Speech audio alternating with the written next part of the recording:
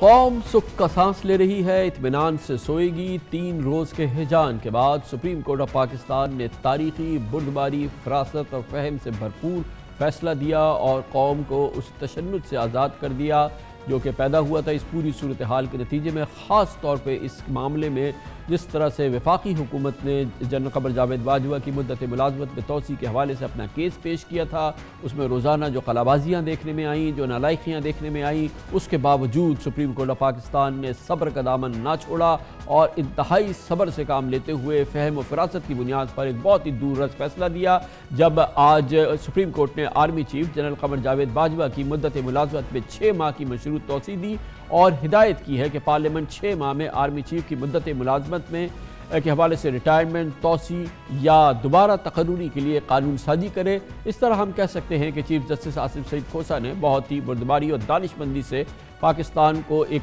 بڑے سیاسی بحران سے بچا لیا اور حکومت کو قانونی پیچیدگیوں کا حل بھی بتا دیا، کیونکہ سپریم کورٹ آف پاکستان نے آئندہ کا راستہ بھی طے کر دیا اور آئندہ کے لیے بھی بتا دیا کہ آپ کو کیا کرنا ہے۔ جنرل قمر جاوید باجوہ نہ صرف یہ کہ آئندہ 6 مہینے چیف آف آرمی سٹاف رہیں گے، بلکہ خیال یہی ہے کہ جب 6 مہینے کے بعد قانون سازی ہوگی، شاید ممکنہ طور پہ مئی 2020 میں، اس وقت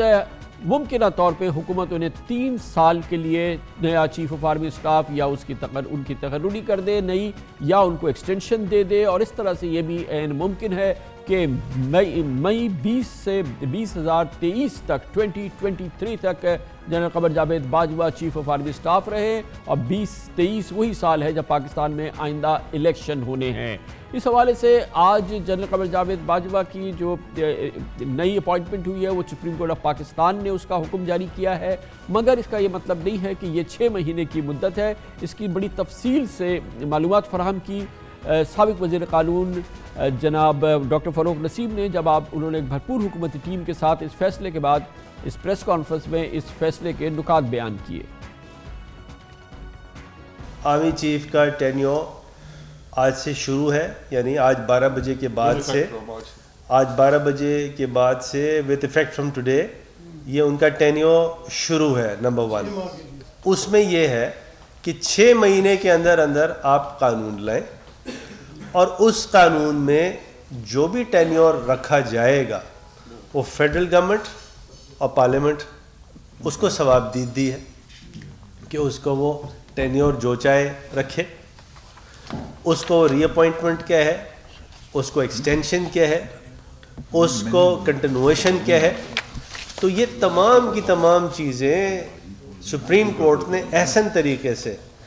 جن کو یہ ڈیسائیڈ کرنا چاہیے، یعنی ایگزیکٹو اور پارلیمنٹ، ان کی طرف یہ معاملات بھیجے ہیں۔ تو لہٰذا یہ بھی غلط ہے اگر کوئی نیوز چلا رہا ہے کہ 6 مہینے بعد ان کا ٹینیور ختم ہو جائے گا۔ بالکل غلط ہے۔ چیف آف آرمی صاحب کا ٹینیور 6 مہینے بعد ختم نہیں ہوگا۔ اس کے ساتھ ہی یہ بات واضح ہے کہ جو آئندہ کے لیے یہ قانون سازی کرنی ہے، جو اس معاملے میں جو ضوابط میں ابہام ہے انہیں دور کرنا ہے، سپریم کورٹ آف پاکستان نے اس کے لیے خاطر خواہ ٹائم دیا، 6 مہینے کا وقت دے دیا ہے، اور اس کا بھی طریقہ بہت آسان ہے حکومت کے لیے، اس میں کوئی مشکلات نہیں ہے۔ یہ ایک سمپل پروسیجر ہوگا جس کے ذریعے یہ کیا جا سکتا ہے۔ بعض ماہرین شاید یہ سمجھتے ہیں کہ کابینہ بھی اپنے لیول پہ یہ چیز کر سکتی ہے، لیکن سپریم کورٹ آف پاکستان کے جو فیصلہ ہے جس میں حکم دیا گیا ہے اور اس کو کس انداز سے یہ ابہام جو ہے سروسز چیف کی اپوائنٹمنٹ کے حوالے سے، ان کی ٹرم کے حوالے سے، اس میں کیا تبدیلیاں کرنی ہے اور اس میں کس انداز سے قانون سازی ہوگی اور وہ کیا مرحلہ ہوگا، اس کی تفصیلات بیان کی بیرسٹر شہزاد اکبر نے سپریم کورٹ آف پاکستان کے فیصلے کے فوراً بعد۔ کورٹ نے جو حکم کیا ہے اس کے اوپر کیا کوئی کانسٹیٹیوشن امینڈمنٹ آنی ہے، تو میں پہلی بات کا پہلا جواب دیتا ہوں۔ اس کے اندر انہوں نے لکھا ہے ایکٹ آف پارلیمنٹ، اگر کوئی چیز چینج ہونی ہے تو وہ آرمی ایکٹ ہے، اور وہ ایکٹ آف پارلیمنٹ یعنی کہ جو نارمل لیجسلیشن ہوتی ہے جس میں سمپل میجورٹی چاہیے ہوتی ہے اس کے لیے ہے، 6 ماہ کا ٹائم ہے، اور اسپیسیفکلی وہ کہا گیا ہے with the appointment of chief of army staff. 243 جو ہے وہ ایبسلوٹ ایگزیکٹو کا، پرائم منسٹر کا اختیار ہے، اور اس کے اوپر کوئی دو رائے نہیں، یہ سپریم کورٹ کا ڈیسیژن آ چکا ہے۔ اب اس اختیار کے تحت ہی یہ اپوائنٹمنٹ ہوئی ہے۔ اب اس اپوائنٹمنٹ کے ٹرمز اینڈ کنڈیشن جیسے کہ 243 4B میں لکھا ہوا ہے وہ بھی ڈٹرمن کرنے ہوتے ہیں، اور اس کے لیے نیچے ایک لیجسلیشن ہوتی ہے جو ایکٹ ہے، رول ہے، ریگولیشنز ہے. اس کی طرف کہا گیا ہے کہ 6 ماہ کے اندر آپ اس کو بنا لیجئے through an act of parliament. تو یہ ہے وہ فیصلہ، اس کے اندر کوئی ابہام نہیں ہونا چاہیے. اسموتھ سیلنگ ہے اب سے لے کے آگے تک کے لیے. عمران خان حکومت کو ایک بہت بڑا سہارا مل گیا ہے. یقیناً اس وقت فوج کی زبردست حمایت حاصل ہے حکومت کو، جس کی کہ بہت تھن میجورٹی ہے، اور جو اس کے ٹاسک ہیں، جو اس کا مشن ہے، وہ بہت ہی سخت ہے. پاکستان کو FATF کی تسلی کرانی ہے، اور اس کے لیے یہ ایک آسان مرحلہ نہیں ہے. فوج اس سلسلے میں حکومت کے دائیں بائیں بھرپور حمایت اس کی کر رہی ہے. معیشت کی دستاویزی کی جا رہی ہے، ٹیکس کے نظام کو بہتر کیا جا رہا ہے، لوگوں کو مجبور کیا جا رہا ہے کہ وہ اپنے باقاعدہ اپنے ٹیکس ادا کرے. یہ آسان مرحلہ نہیں ہے. اسمگلنگ کی بے کنی کرنے کے مسائل ہیں، وہ کیے جا رہے ہیں. معیشت کو بہتر طریقے سے آگے بڑھانے کے لیے، مضبوط کرنے کے لیے مسائل کیے جا رہے ہیں. حکومت تنہا اس قابل نہیں ہے، اور اب سپریم کورٹ آف پاکستان میں آپ نے جو کارروائی ہوئی اس میں حکومت کی اہلیت بھی دیکھ لی ہے. فوج اس سلسلے میں بھرپور حمایت کر رہی ہے. جنرل قمر جاوید باجوہ نہ صرف یہ کہ ان کلیدی مسائل میں حکومت کے ساتھ کھڑے ہیں، ان کا ساتھ پاکستان کا نیشنل سیکیورٹی پیراڈائم میں بھی یہ بنیادی تبدیلی ہے کہ ہم شدت پسندی اور ملیٹنسی کو ایک طرف رکھیں، اور ایک جو دنیا کو قابل قبول جو معاملات ہیں اس انداز سے ہم اپنے نیشنل سیکیورٹی کے جو پرائرٹیز ہیں، جو ہماری نیشنل سیکیورٹیز کی امپورٹنس ہے، اس کو ہم آگے لے کے چلیں. اور اس میں پیراڈائم شفٹ ہے جو کہ اس وقت کیا جا رہا ہے، اور جس کی وجہ سے پاکستان ممکن ہے کہ FATF سے مکمل طور پر چھٹکارا حاصل کرے گا. پاکستان کے امیج میں بہتری ہوگی، اور خطے میں اور پھر دنیا میں پاکستان کے امیج کی بحالی ہوگی، جو کہ اس وقت شدید کام ہے، بہت امپورٹنٹ ٹاسک ہے. اس کے علاوہ وہ ایشوز جو کہ ریجن سے تعلق رکھتے ہیں، افغانستان سے منسلک امور، بھارت سے، کشمیر سے منسلک امور، ایران سے وابستہ مسائل، یہ سب جو ہیں یہ اس وقت ٹاپ پرائرٹی ہیں، اور ان کو حل کرنے کی باقاعدہ بہت ہی بھرپور انداز سے کوششیں کی جا رہی ہیں، اور اس کے اثرات بھی ہمیں نظر آ رہے ہیں معیشت کی بحالی کی صورت میں اور کاروبار میں بہتری کی صورت میں. اس پوری صورتحال پر آج کے اس اہم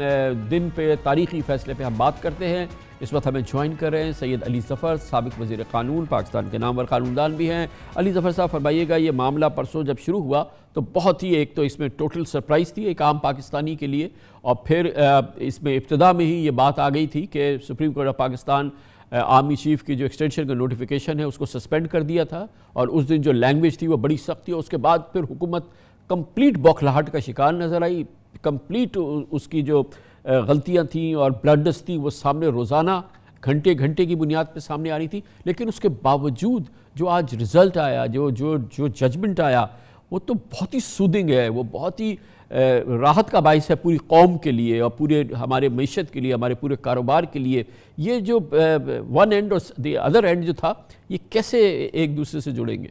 جی بالکل آپ نے درست فرمایا کامران صاحب. آپ اس کیس پہ بھی بڑی گہری نظر رکھ رہے تھے. آپ کو یاد ہوگا کہ جب یہ کیس شروع ہوا تو پہلے دن سپریم کورٹ نے 2-3 اہم نکات اٹھائے، اور سپریم کورٹ نے پہلے تو اس 3 دن کے دوران سارے ایکٹس کو بھی دیکھا، ساری کانسٹیٹیوشن کو بھی دیکھا، اور ایک چیز بڑی کلیئر واضح طور پہ سامنے آ گئی جس پہ سب کی ایگریمنٹ تھی، تینوں جج صاحبان کی بھی اور اٹارنی جنرل صاحب اور جو لیگل ٹیم تھی ان کی بھی، کہ آئین میں پرائم منسٹر صاحب کا اختیار ہے کہ وہ چوز کریں کہ کون چیف آف آرمی سٹاف ہونا چاہیے، اور وہ ایڈوائز کریں پریزیڈنٹ کو، اور پریزیڈنٹ وہ اپوائنٹ کر دیں. اس سچویشن میں تو بالکل کسی قسم کا ابہام نہیں تھا آئین میں. لیکن پھر تینوں ججز نے یہ پوچھا اٹارنی جنرل صاحب سے کہ آپ یہ بتائیں کہ ری اپوائنٹمنٹ کا یا ایکسٹینشن دینے کا کون سا قانون ہے، کون سی آئین کی شک ہے، یا کون سا قانون ہے، آرمی ایکٹ جو اس کے آئین کے تحت بنا ہے اس میں کون سی پروویژن ہے جو کہ یہ کہتی ہے کہ آپ ری اپوائنٹمنٹ کر سکتے ہیں یا آپ ایکسٹینشن کر سکتے ہیں. ایک شک دیکھی گئی آرمی ایکٹ کی، آئین کی انٹرپریٹیشن کی گئی، اور الٹیمیٹلی سپریم کورٹ نے یہ فیصلہ کیا کہ ایسا کوئی شک نہیں ہے، اور یہ طاقت نہیں ہے پرائم منسٹر کے پاس کہ وہ ری اپوائنٹ کریں یا ٹینیور کو ایکسٹینڈ کریں.